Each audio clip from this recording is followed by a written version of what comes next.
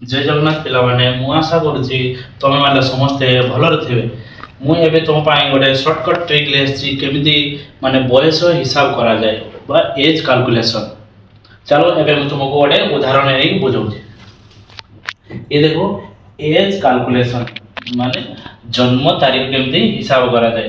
पिला माने देखो मन कर गोटे पिलार बयस मुझे मन कर लेनी रामर जन्म तारीख होते 16/2/1997 बर्तमान मान सेप्टेम्बर 5 तारीख पर्यटन तार केते बयस निर्णय धार्य करिया। देखो प्रथम कौन है आज माने रिसेंट बर्तमान समयटा लिखा केते ना 2025 9 मास 5 तारीख।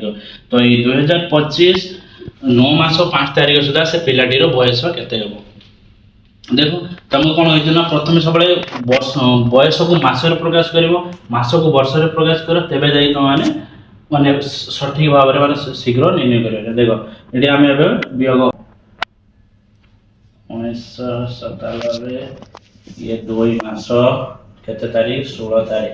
देखो पिला ये देखो किस ना ये 5 रु 16 वियोग कर तेणु कौन है ना मसटा को दिन में प्रकाश कर मसटा दिन में प्रकाश कर ना ये सेप्टेम्बर मास हो तुम के दिन पिला 30 दिनिया। तो ये कौन हो 30 दिन जोग कल ये ना ये 35 रे कौन हो आमर 16 को वियोग करदे।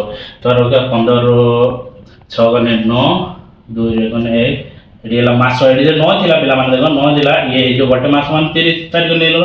तो एटा जो 8 रु 2 गने 6 बे हमें वियोग करिवो 15 रु 7 गले 8 एडी 1 11 रु 9 गने 2 ताने का देला ना 28 वर्ष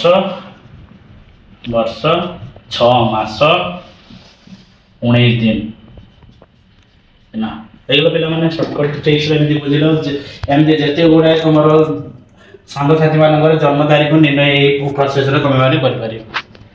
मु आशा करछु तुम माने भलो भाव रे वीडियो बुझि सारथिबे। आ कोन हे एमती नुआ नुआ वीडियो देखा पई मते फॉलो करंतु एवं मो चैनल को सब्सक्राइब करिया सहित मते कमेंट माध्यम रे जणेबे कोन कहार केमती कोन कमेंट रे आसीओ मु सेही अनुसार तुम पानंग पई नुआ नुआ वीडियो एमती अपलोड करथुमी। जय जगन्नाथ।